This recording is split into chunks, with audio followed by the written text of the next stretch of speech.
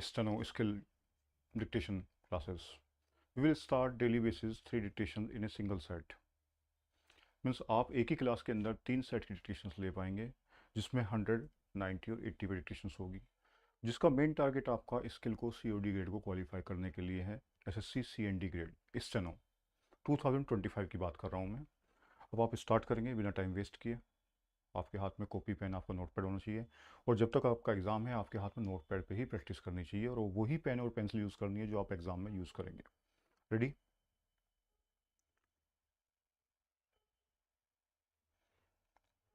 Start it. Mr.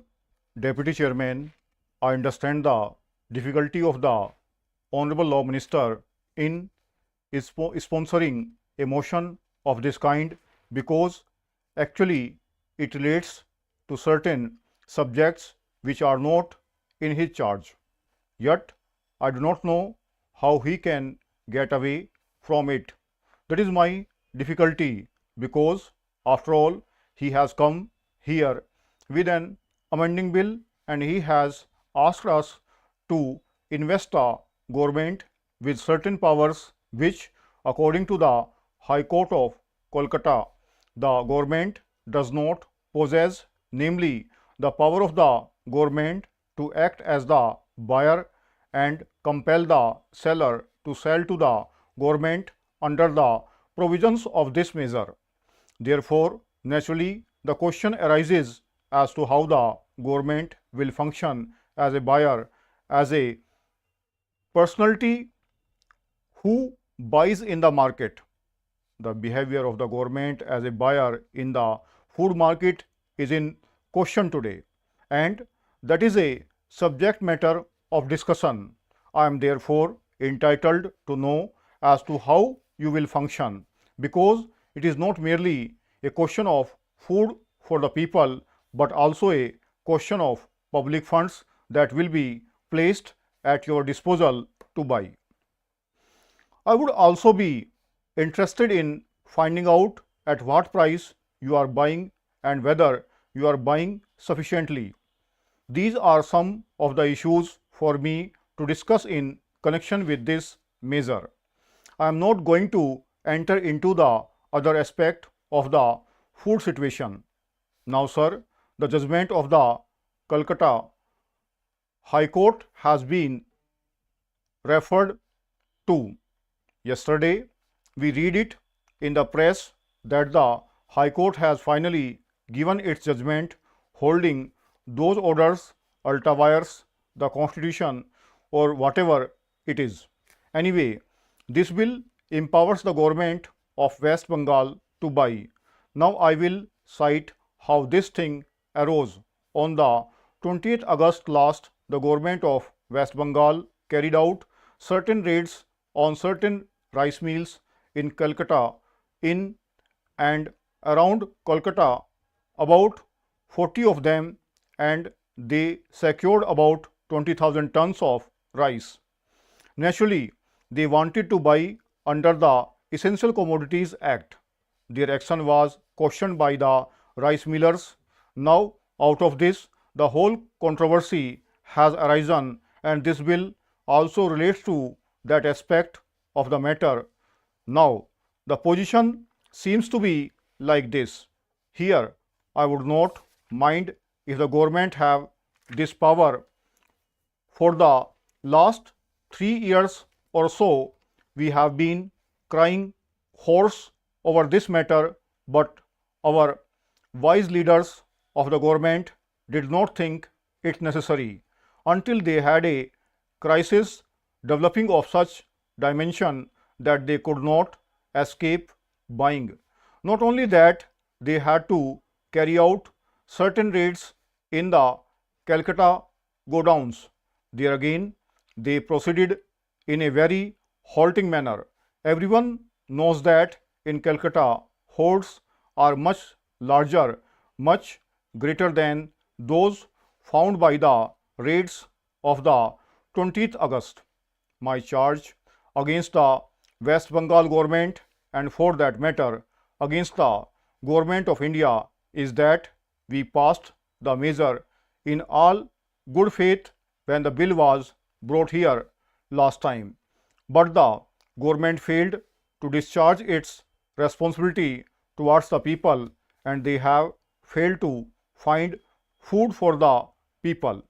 It was only when the picture of famine became very grim before their eyes, it was only when men and women from the countryside of West Bengal trekked out of their huts and homes towards the city for a morsel of food to pick up from the dustbins some grains of food. Only then did the government realize that something had gone wrong. Sir, it was only when starvation deaths began to be reported from all over West Bengal and from other parts of the country, only when district after district, area after area, division after division drifted under the shadow of approaching famine, that the government realized that they had to act and go in search of food. It was not until then that they raised their little finger. I strongly accuse the government of dereliction of duty. I accuse the government of not using the measure which the parliament put in their hands. I accuse the government of not using the weapon which we gave them in order to secure food for the people. They grumbled with the food of the people. Here is the picture of how the West Bengal government has acted. We do not know what other hordes are lying where. Am I to understand that West Bengal is passing into the grim shadow of famine, and that only 20,000 tons of rice is held in the godowns? Am I to understand that there are no more hordes lying in the hands of the tradesmen and businessmen, not only in the city but also in the rural areas, so as to have brought about this situation? I would ask the government to explain why are they buying only in the urban areas? Are they utilizing this power in the rural areas also? Sir, the Tariff Commission, having once forwarded the common agreement between the cane growers and the factory owners, now tries to modify that accord or agreement.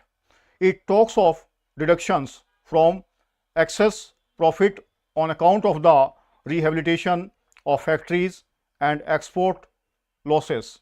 If I mistake not, sir, government itself in one of its letters dated the 14th April 2011 told the Mill Owners Association that factories were not entitled to export loss, and they based this argument on a certain calculation of prices into the details of which I need not go. Now, in regard to rehabilitation, I might say if of the two, the factories and the cane growers rehabilitation is needed, it is the rehabilitation of the cane growers that is needed most. We know in many parts of India, the sugarcane growers suffer sometimes from drought and sometimes from floods. These days, due to heavy floods in Uttar Pradesh and Bihar, the sugarcane growers have suffered considerably.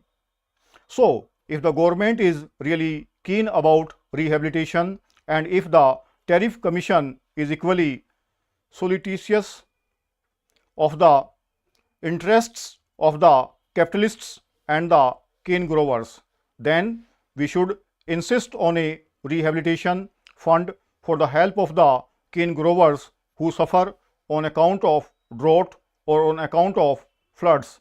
Instead of that, the Tariff Commission talks of rehabilitation of the meal growers, meal owners, as if the meal owners suffer more from calamities than the cane growers, as if the mill owners are weaker of the two.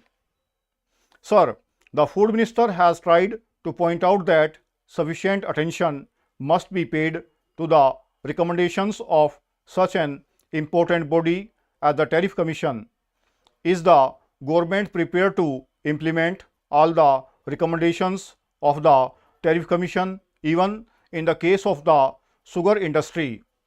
Is it not a fact, sir, that the Tariff Commission recommended that the incentive money that accrued on account of the reduction is in excise duty should be distributed between the cane growers and the mill owners, 30% to the factory owners and 70% to the growers, and our government, instead of accepting that recommendation, is contemplating to reserve 25% for rehabilitation of the factory owners and then to distribute the rest between the two.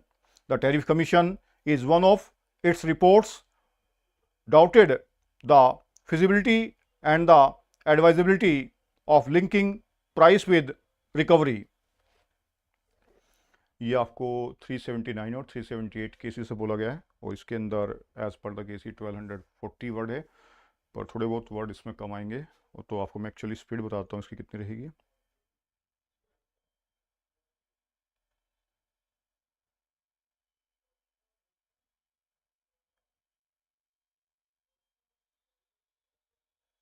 एक 110 110 plus speed है इसकी।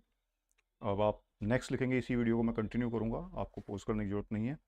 अब आप next लिखेंगे, next अलग content से, speed में उसमें इससे लेस रखूँगा। ये आपकी स्पीड 110 फ्लक्चुएशन के साथ में बोली गई है, जिसका ऑब्जेक्टिव 1200 प्लस वर्डों को कवर करने का था, ताकि आप वहाँ पे 1000 वर्डों को थोड़ा कंफर्टेबली लिख पाएँ और आप 100 प्लस स्पीड पे परफॉर्म कर पाएँ। तो हर एक सी ग्रेड वाले बच्चों को एटलीस्ट हायर स्पीड पे लिखना चाहिए अपने आप को। अब आप नेक्स्ट लिखेंगे।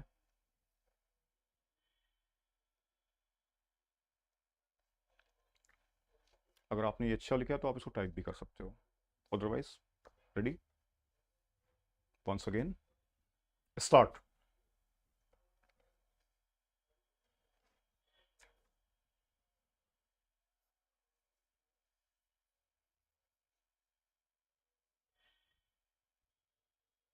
Start. Madam, the railway minister has again come before the House with his appropriation bill. Taking advantage of the occasion, I would like to put some points about the performance of the railways before the Honorable Minister for clarifications. While the Honorable Minister has come out with his appropriation bill, he has also come up with another proposal, that to implement the pay commissions award, he will have to raise some monies to the tune of rupees 320 crores by raising the freight structure of the Indian Railways.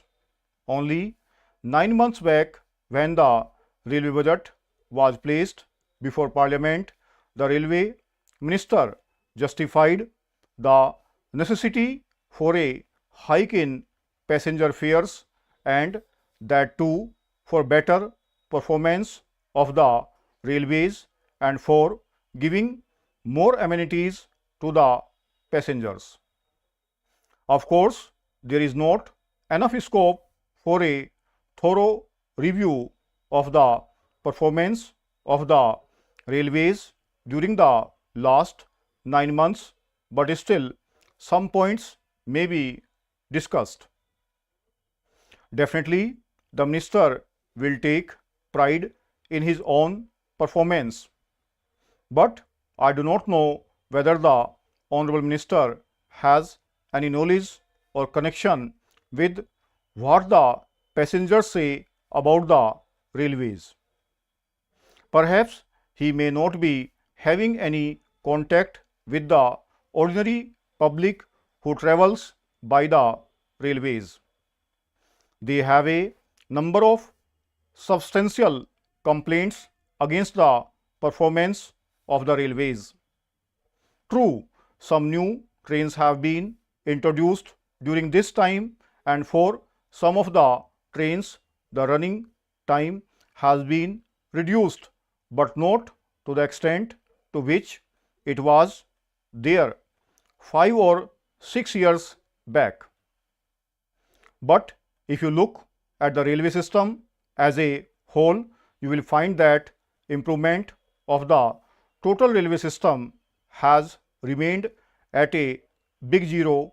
There is no improvement if you look at the overall performance of the railways.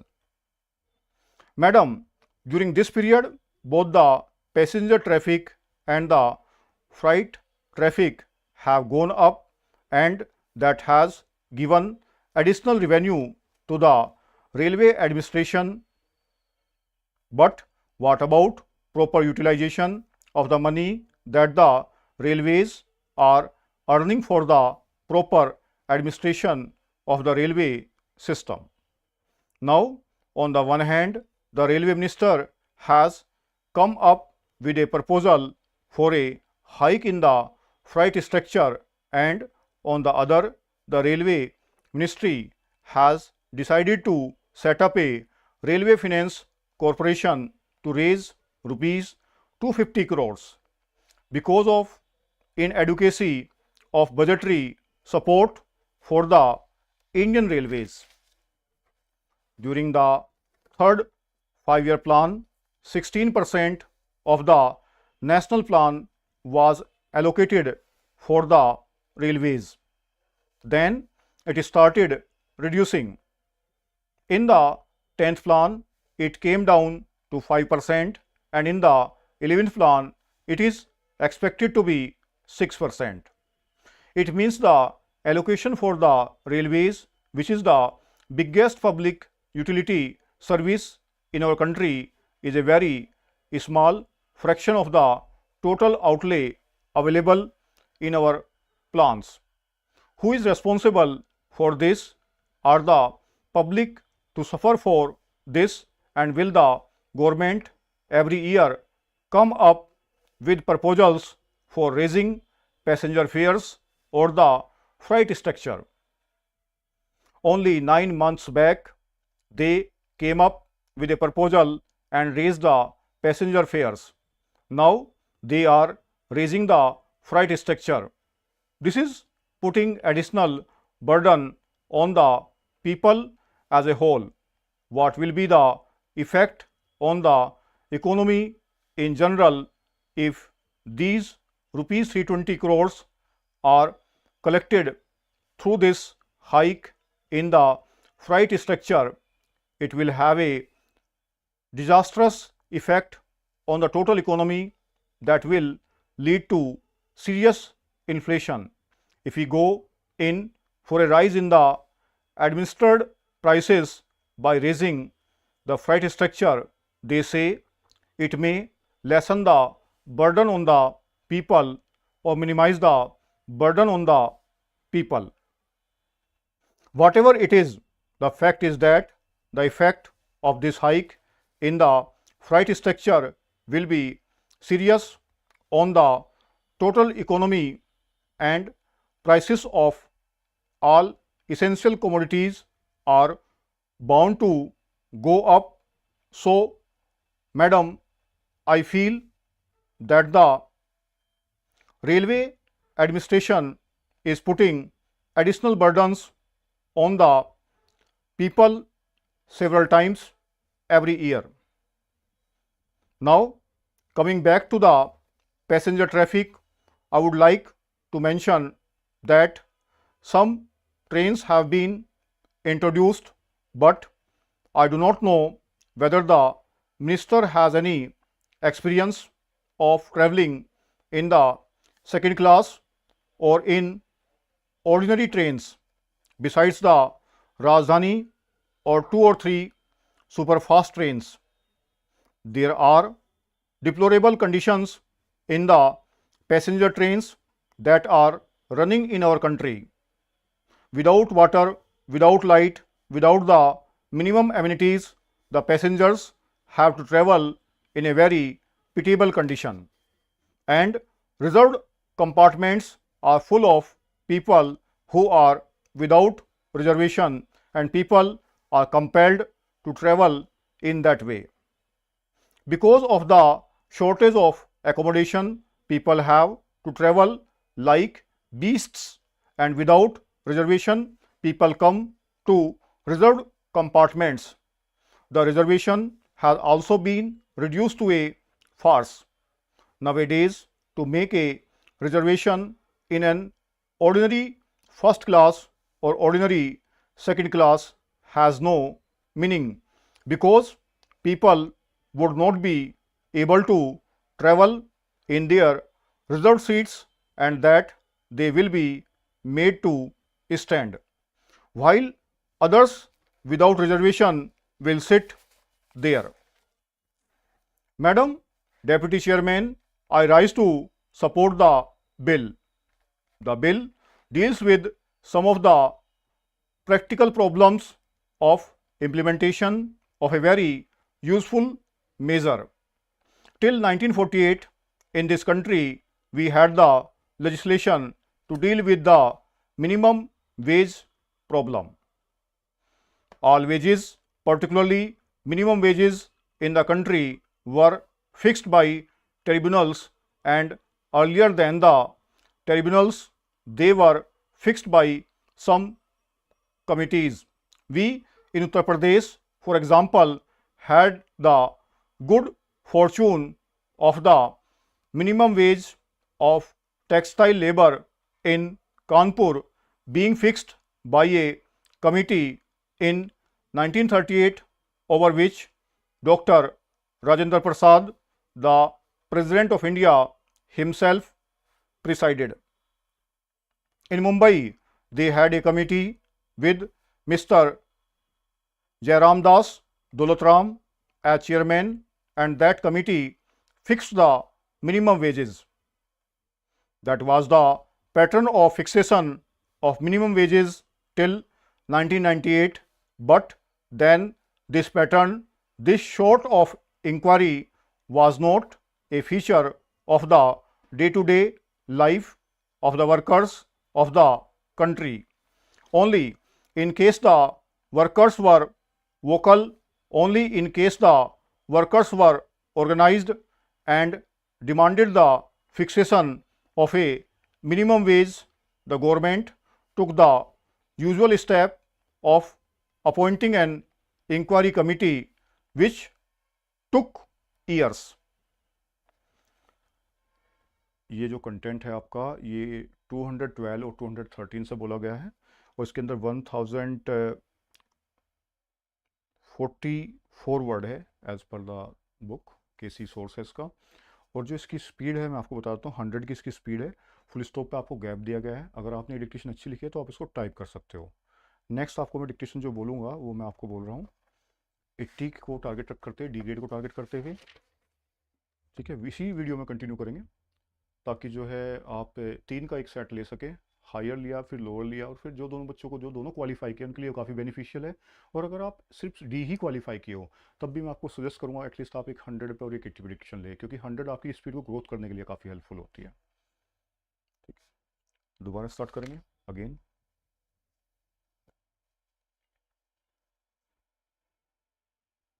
Ready?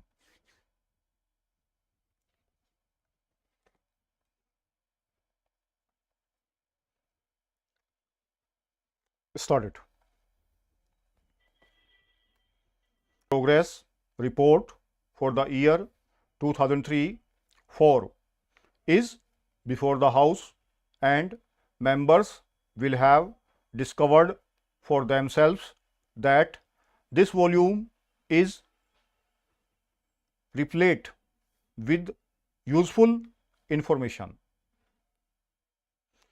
It consists of a large volume of facts and figures, and it is hardly necessary for me to make a lengthy introduction. This report is the basis of discussion now. I would make only one request to honorable members. They will have a lot to say about the various aspects of our economic situation and economic progress of the country.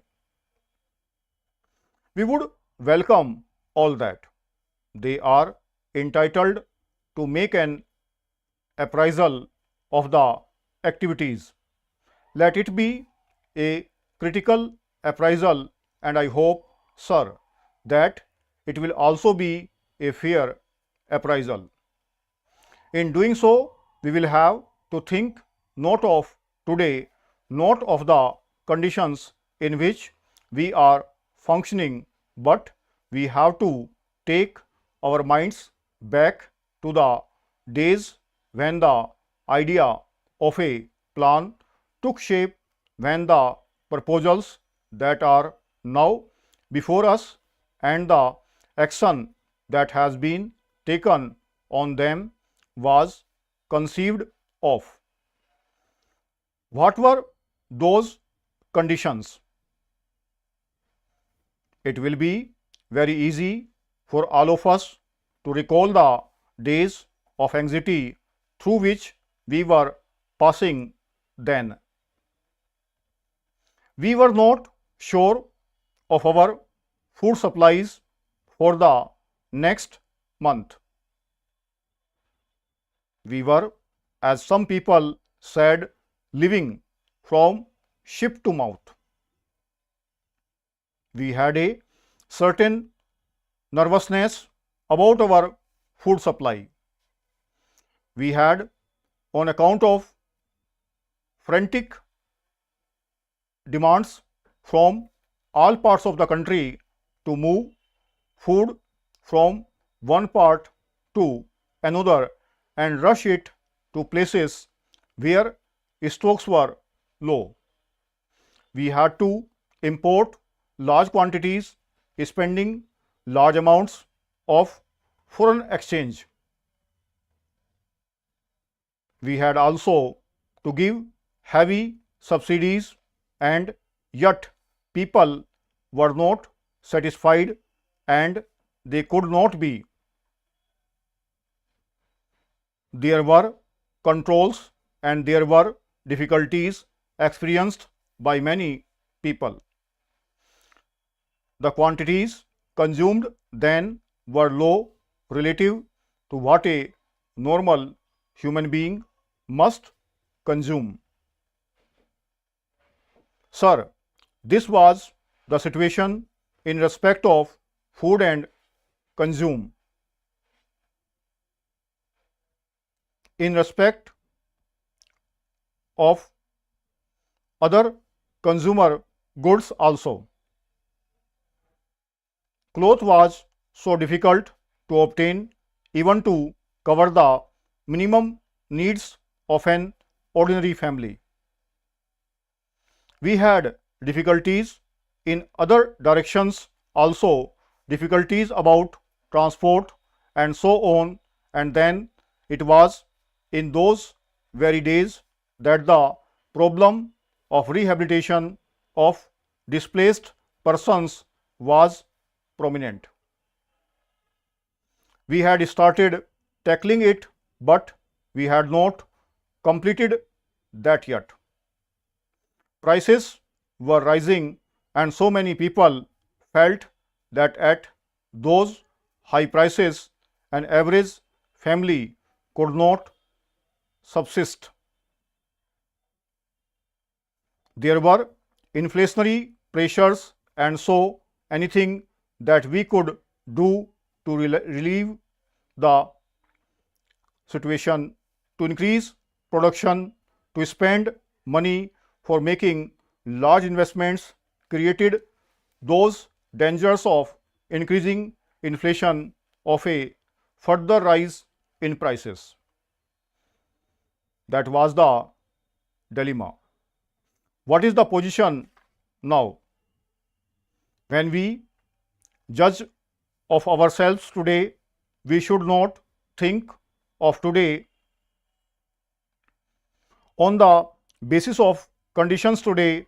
We determine the future and our future performance, but so far as the past is concerned, it is these conditions that determined our present. What is it that we find today? Our major headaches have been relieved. Nobody can say that food is scarce. Nobody can say that cloth is not to be had. In the matter of transport, we have greatly improved, and our position in several other directions has also improved. For these things, it is not necessary to give any figures. The thing is there in the air, and it is part of everybody's experience in the country that the difficulties and the anxieties have more or less gone, and that we can breathe freely and can think of the future with confidence. The chief difficulty both in industry and in agriculture was, of course, that there was not enough production.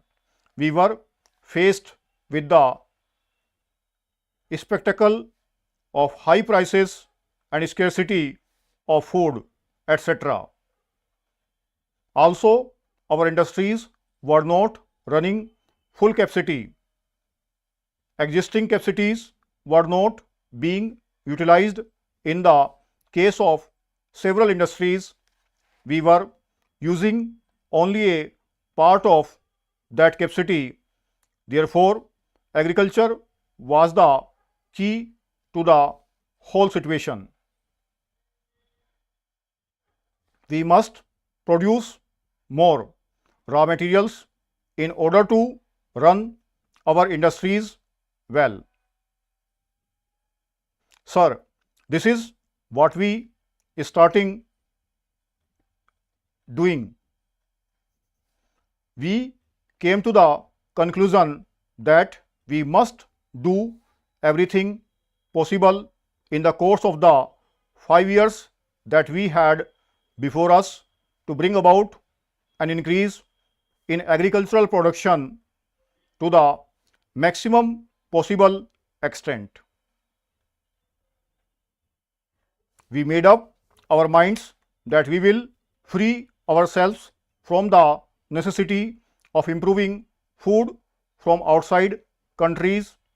We wanted to be relieved of this dependence. Sir, we have succeeded in that, but for doing that, we had also to decide that the major part of our resources should be applied to this sector, and we decided to increase irrigation facilities, major and minor. We decided to make programs for giving more fertilizers, manures, improved seeds and reclamation of waste land.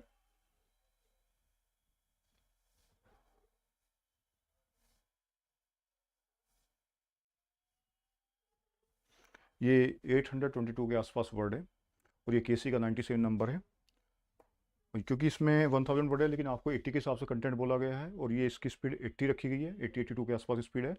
Full stop का proper gap दिया गया है। आपने अगर अच्छा लिखा तो आप उसको टाइप करेंगे, और अच्छा क्या है, आपको कंपलसरी अगर सी है आपको सी वाला टाइप करना है, कंपलसरी अगर डी है तो आपको डी वाला कंटेंट टाइप करना है। अब कोशिश की जाएगी कि एग्ज़ाम तक का आपको पर डे बेसिस पे ऑन एन एवरेज एक वीडियो 3 डिक्टेशन के साथ मिल जाए, जिसमें आप अपने आप को तैयारी को महसूस कर सको। इसके अलावा जो असाइनमेंट आपको मिल रहे हैं कॉन्वोकेशन वगैरह, वो मैं आपको दे रहा हूँ ताकि आप अनफेमिलियर वर्डों से भी फेमिलियरिटी ला सको। Thank you. You can watch other videos over here like president speech, like unseen speech, like holy assignment in the form of holy assignment in the form of 2, holy and assignment 3 in the form of convocation. Thank you everybody.